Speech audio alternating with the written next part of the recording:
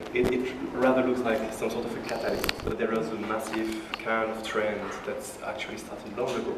I mean, how we do analyze this in our network and with other academics is that basically we can see the shift in terms of policies at the beginning, end of the 70s, beginning of the 80s, at the time of Reagan, Thatcher, and so on, when we moved towards more neoliberal policies. I read very recently a book from Jean-Pierre Chevènement, who was a minister for many years in France, and he was really very funnily, from the left perspective, saying that the conjunction in terms of socio-economical policies between the liberal left and the liberal right was so deep that the only thing they found as a relief to go into the moral and cultural value debates, right? And it was at the beginning of the 80s. And I think they simply did not foresee that by getting into this direction and not talking anymore about economic and social redistribution basically in society, they were just opening a wide door for the far right to enter. And you can see that from the beginning of the 80s, the curve of the far right has been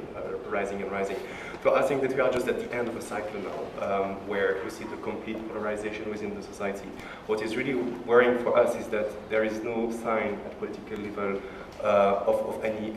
possibility to change course, rethink how we have to organize our societies, how do we want to make society together, and what does it entail in terms of reaching out to the poorest, how we consider labor within our societies. And also, I would like to link it also to the